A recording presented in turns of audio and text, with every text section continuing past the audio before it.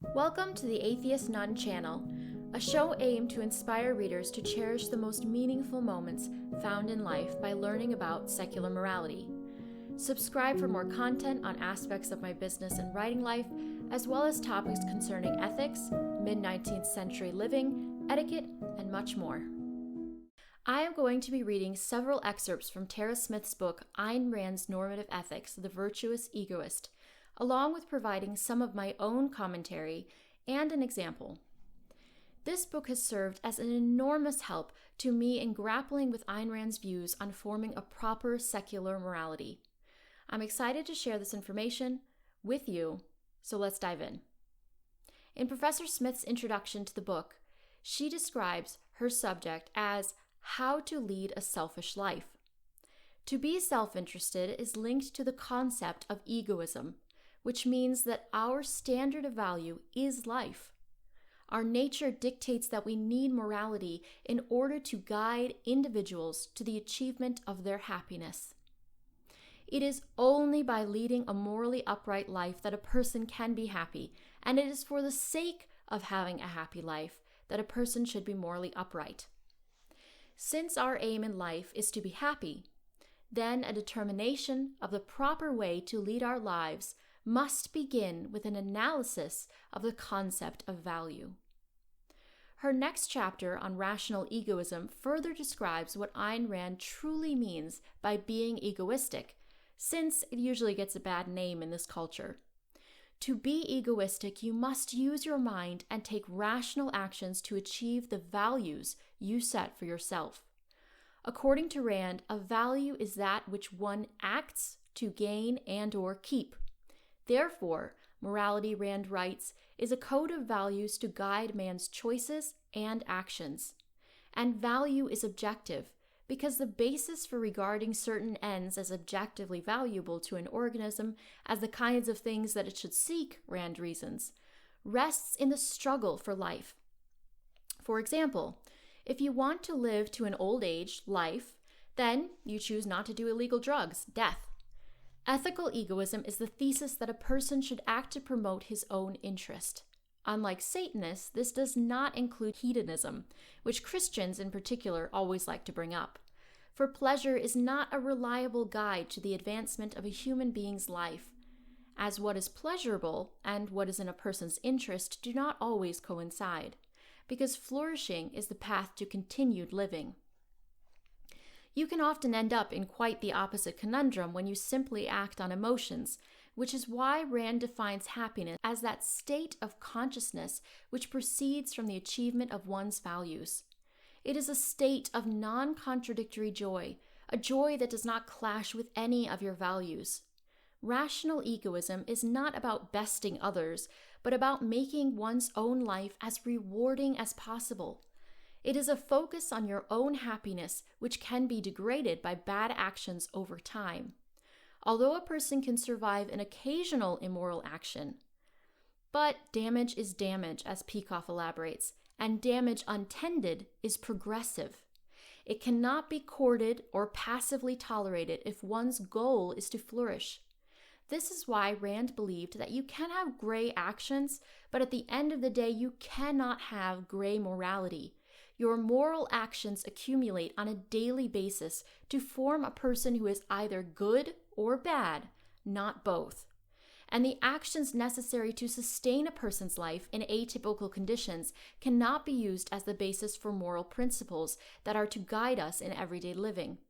In other words, you must have a choice to act morally in order for there to be morality. You cannot serve up, as so many modern philosophers do, trolley problems to form a code of morality.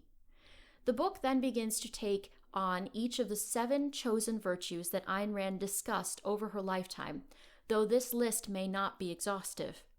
The first and most important of those virtues is rationality, which is the acceptance of reason as one's only source of knowledge and fundamental guide to action. For example, I cannot ascend to the 4th floor of Wagner Hall by levitating. I can reach the 4th floor by climbing the stairs or taking the elevator as long as those were built in ways that respect relevant materials, the weight of human beings, and the like. It means one's total commitment to a state of full conscious awareness, to the maintenance of a full mental focus in all issues, in all choices, in all of one's waking hours, because reason is man's fundamental means of survival, and it is his virtues that designate the fundamental kinds of actions that are necessary to sustain human life. The second virtue is honesty, which is the refusal to fake reality. For example, if a physician ignores the CT scan results, he cannot prescribe effective treatment for his patient. If an electrician ignores faulty wiring, he cannot prepare a safe building for its occupants. If a man ignores signs of his own emotional deterioration, he cannot achieve happiness. Therefore, honesty, in Rand's view, means that a person must never attempt to fake reality in any manner. Whenever a person is dishonest with others, one prominent consequence is the need to conceal his deception. And the deeper problem with deception of others is that invented goods, as invented facts, cannot actually advance a person's life. It would make no sense to pursue a near-term gain by methods that sabotage one's longer-term welfare, e.g., earning a profit this year by employing means that will bankrupt the business soon thereafter. Through dishonesty, a person makes himself dependent on others, on their standards and their ignorance. It is comparable to that of a person on a boat that is springing leaks, frantically patching one after another. Therefore, I would suggest that dishonesty is likely to eat away at a person's self-esteem. They must create lie after lie in order to keep up the ruse. However, a person stands under no moral obligation to divulge his knowledge to an inquiring Nazi. In such cases, the person who lies is not attempting to gain a value. Rather, he is acting rationally to protect a value under attack. All moral guidance is intended for the normal course of events, since those are the conditions we ordinarily face and that allow us to identify principles that provide effective guidance. In such a case, morality cannot say what to do. Under a dictatorship, under force, there is no such thing as morality. Morality ends where a gun begins. In such emergency situations, no one could prescribe what action is appropriate. That is my answer to all lifeboat questions. Moral rules cannot be prescribed for these situations because only life is the basis on which to establish a moral code, since morality is a tool of self-preservation. In a natural emergency, a great value is at risk. In a metaphysical emergency, a person's very mode of survival is immobilized. So morality can still exist, just differently, in certain types of emergencies. For instance, in a natural emergency, a woman might be morally justified in taking a neighbor's car to rush her husband to the hospital, or in breaking into a neighbor's vacant house to use his phone to call an ambulance if her own is not working. Ordinarily, rational egoism would forbid such violations of others' property, but the emergency justifies it. This does not mean that morality is silenced altogether and totally inapplicable, however. The person who violates the basic principle of morality is still obligated to recognize that his emergency, genuine as it is, for him, is not an emergency for everyone and does not suspend all other individuals' rights. Accordingly, he must be ready to pay compensation to those whose property he has taken. This is why honesty is not intrinsically virtuous or a categorical imperative to be blindly obeyed regardless of circumstances. Even white lies can be considered on the same level as total dishonesty. The essential problem with well-intentioned dishonesty is the same as that with any dishonesty. It does not work. As Peikoff observes, a lie that attempts to protect others from certain facts is as impractical as any more blatantly sinister lies. It infuses artificiality into individuals' relationships. Essentially, Rand holds a person should either tell the truth about an issue or refuse to discuss it. In fact, as Rand observes, telling a man the truth is a form of respect. The third virtue is independence, which is setting one's primary orientation to reality rather than to other people. For example, while the independent person will choose his career by reference to the relevant facts of reality, e.g., his enjoyment of the work, his aptitude for it, his judgment of its value, employment prospects, the second-hander will choose his career by reference to what other people think of it, e.g., becoming a physician because everybody is impressed by doctors, joining the family business because all of his siblings have, going into a helping profession because society considers it noble. Independence, according to Rand, is one's acceptance of the responsibility of forming one's own judgments and of living by the work of one's own mind. It is not whatever I want that is most important for a rational egoist, but whatever in fact will objectively serve his flourishing. Rand rejects the image of man as either a lone wolf or a social animal, asserting that he is in fact a contractual animal. The fourth virtue is justice, which is judging other persons objectively and treating them accordingly by giving them what they deserve. For example, this is reflected when we think that an especially attentive waiter deserves a big tip, a hardworking staffer deserves special commendation, the corrupt politician deserves defeat, or a rapist deserves a lengthy prison sentence. Justice is the application of rationality to the evaluation and treatment of other individuals. As a side note, retribution refers to the imposition of painful consequences proportionate to the injury caused by the criminal act. Justice is essential for the prudent promotion and protection of one's values.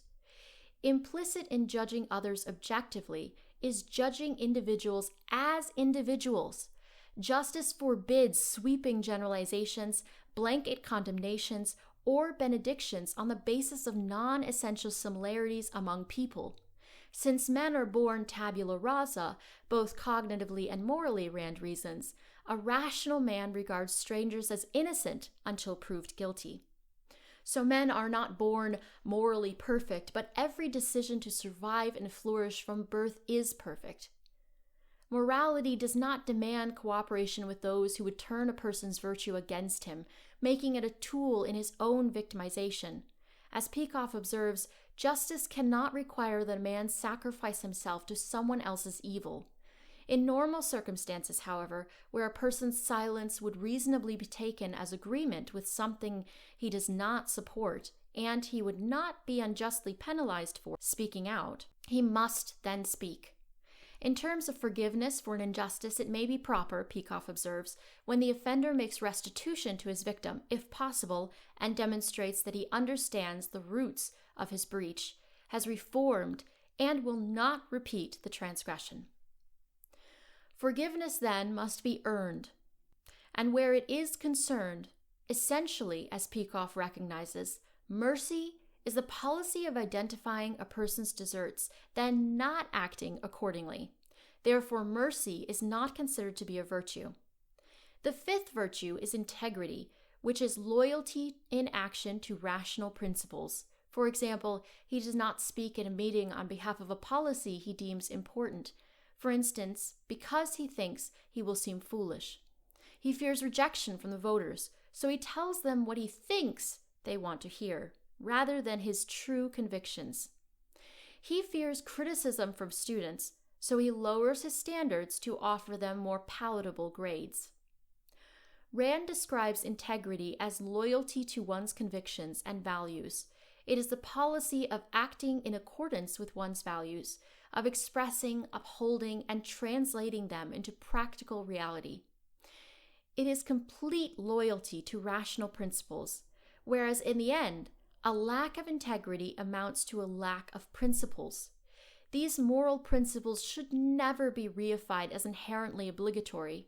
Integrity does require, however, the refusal to compromise one's principles. While people often think of violations of their principles as cheating just a little, any cheating inevitably means abandoning those principles completely, since the cheater is enthroning something other than those principles as sovereign. If any cheating occurs, then it must be dealt with, in a word, justly. He should acknowledge his lapse, objectively evaluate it, and dedicate himself to avoiding its recurrence. For evil cannot generate objective values.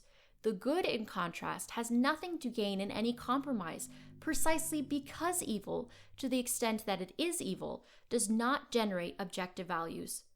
Good gains only from good, and the courage to correct an error in virtue, then, is being true to existence. With this virtue, I have a personal essay I wrote back in college about how I stole peanuts when I was 5 years old, and thereafter learned the virtue of integrity from my parents. The 5-year-old robber. As I walked through the aisles, humming to myself, my hands running down each pre-packaged produce item, I noticed an open container full of peanuts. The container was at eye level and my eyes clung to it and nothing else.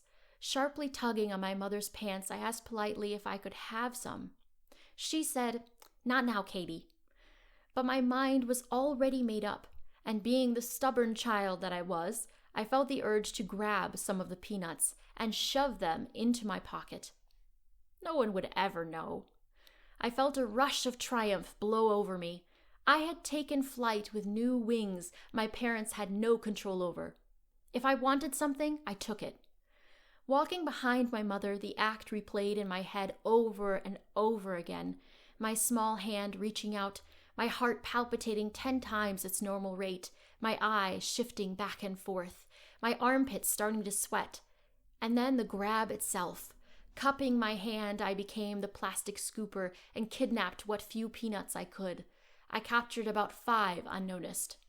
I remember the way that their shells felt against the palm of my hand. Each peanut took on its own shape, the rough curvature making every one unique. I almost felt like naming each separate peanut before devouring them whole. But I had to release the light ridged shells into my soft sweater pocket. The pocket itself was so tiny that it could hardly hold down 5 large peanuts, but I shoved them down its throat with deft accuracy and speed. That way, the pocket would not protest, and I could go home a free girl, free from trouble. A grin began to appear on my face, but as I looked up at my mother, I felt an intense drop in my mood. Would she approve of my achievement to outsmart her? Or even worse, would Father? I gulped. Looking around the current aisle we were being swallowed up in, I noticed it smelled like bleach, and large tubs of colorfully labeled goo were sitting on the shelves. We were in the cleaning supplies aisle, which seemed like forever away from the peanut container I had just violated. It was too late. The damage was done. Suddenly, my mother asked me, "Katie, is there anything else you'd like since we finished with the grocery list?" This was my chance to confess. It was a miracle. But appearing on my left shoulder, the devil whispered into my ear, "Are you nuts, kid? You can't give up now. You're bound to get in trouble if you tell her here." While an angel on my right shoulder yanked on my ear and said, "No, you must confess now, because it will only be worse later." Later? I was not planning on getting caught at all. The thought had never occurred to me that I would be caught later. But being too nervous and stubborn with my decision, I hesitantly replied, "Nope." Something in my gut kicked me, or perhaps it was my brain. Either way, we got through the checkout line with ease, my peanuts still being safely hidden away in my sweater pocket's mouth. When we arrived home, I was both excited and nervous to dispose of the peanuts down my throat. I only had them once before at my godmother's house last summer, and I finally would get to experience their taste once more. Unnoticed, I crept to my room and unloaded the goods onto my bed. One by one, I proceeded to crack their shells to pieces and gobble up their insides. Good thing I did not name them. The savory blend of spit and salt mixed in my mouth. I could not think of anything else in that moment of ecstasy. And so I left my room in a beautiful haze of briny, peanutty goodness. I went to look outside one of our windows in the kitchen while I enjoyed the last remnants of peanut in my mouth. It was like tasting the sun going down. My brain had stopped kicking me for a while until my mother yelled my name, my full name. "Kaylin Marie Quiss." Uh-oh. Yes, Mama? Come here. I trudged into my room. I had been caught somehow. Why are there peanut shells all over your bed? How could I have forgotten? I took them from the store when you told me I couldn't have any. I'm telling your father, stealing is not okay. Oh no, my father will spank me for sure. My face started scrunching up. Was I really going to cry now when just a few moments ago I had been so happy? Mother walked me over to the living room where father was sitting in his chair and began listening to her story. His eyes grew large and frightened as he aimed them at me. Now my head and stomach and heart were all sounding the alarm. My butt was going to be sore tonight.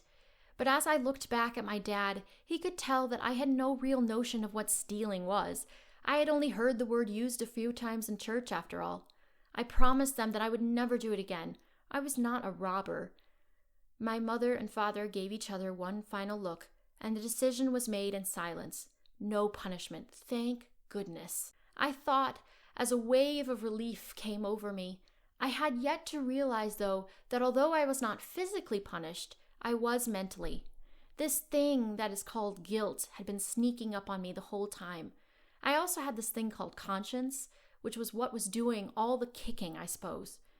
My parents talked to me for a while about why stealing was wrong, and I began to understand what I had robbed that grocery store of: money.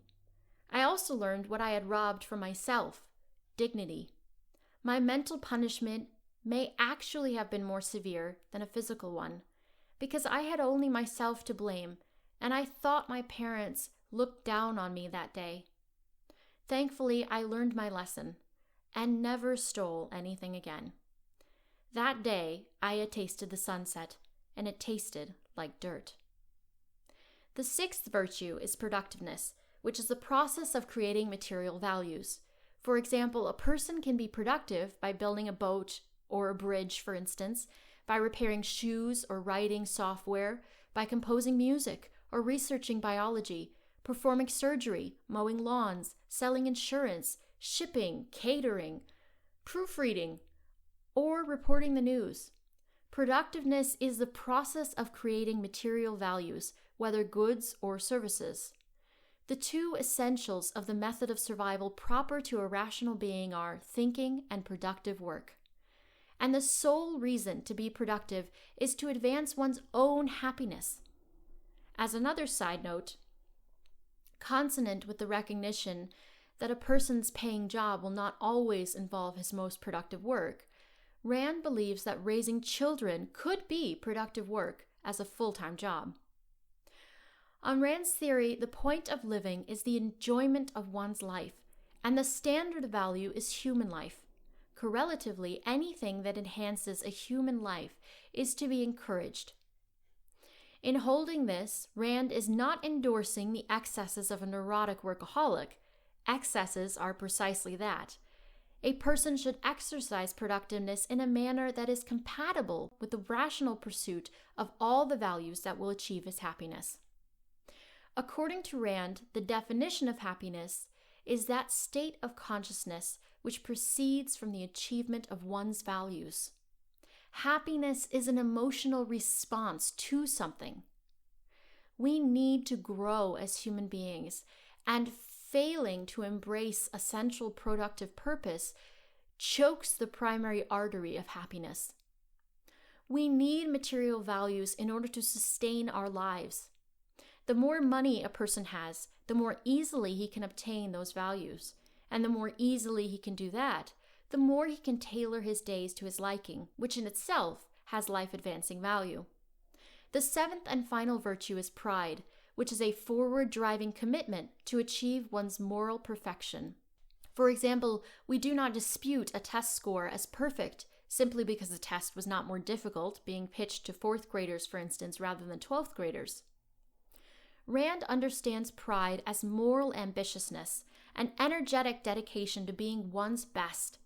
As a rule, a man of achievement does not flaunt his achievements, Rand observes, and he does not evaluate himself by others, by a comparative standard. His attitude is not, "I am better than you," but "I am good." Therefore, the virtue of pride, as opposed to the feeling of pride, consists in a commitment to rational action.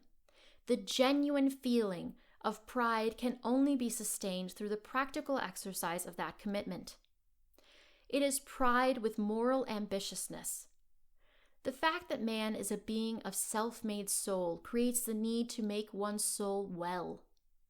And since life is action, its sustenance depends on life-advancing action.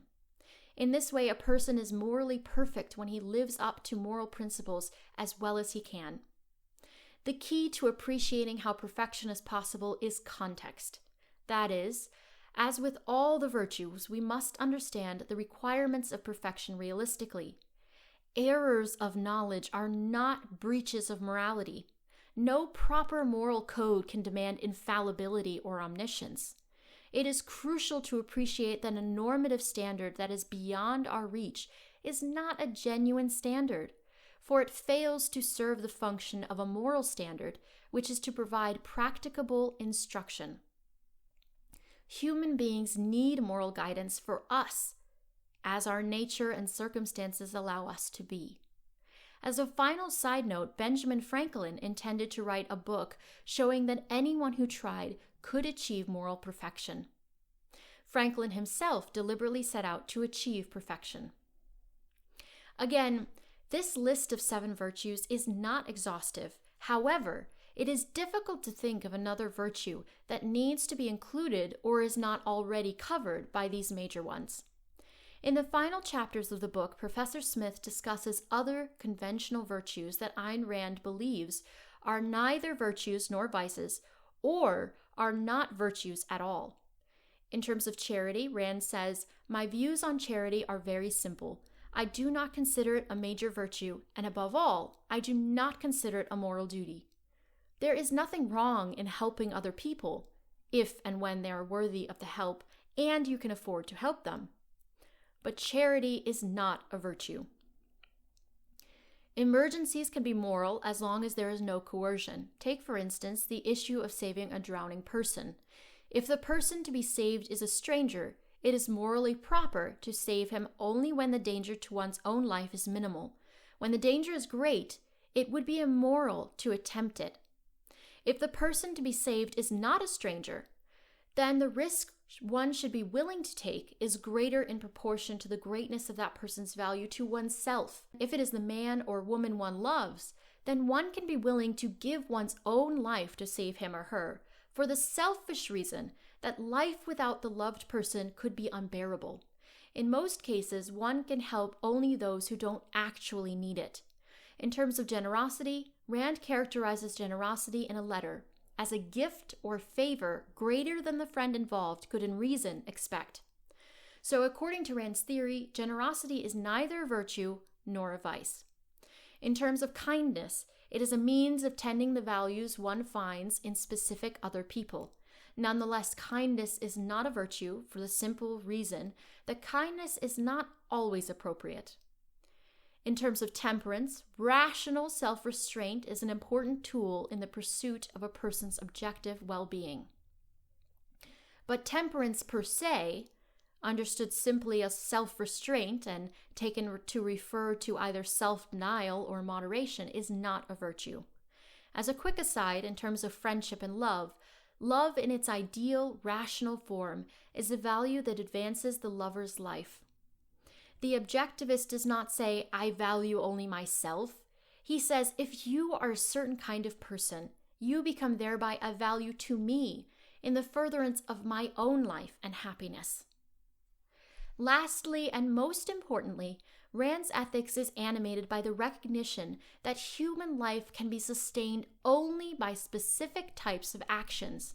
This unshakable fact gives rise to the need for a moral code to guide individuals' actions, because values are the content of life. It is these that a person seeks when he seeks his happiness. Happiness is not a goal that is independent of values.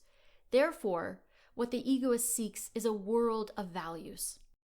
Thanks for joining me this month on the Atheist Nun channel. If you found value in the show, please like it, Subscribe to my channel and consider supporting me on AmericanWordsmith.com, where you can buy my novels, The Paper Pusher, The Dormant Age, A Man of Silence, and A Man of Action. Be sure to tune in next month for a new episode. Take care.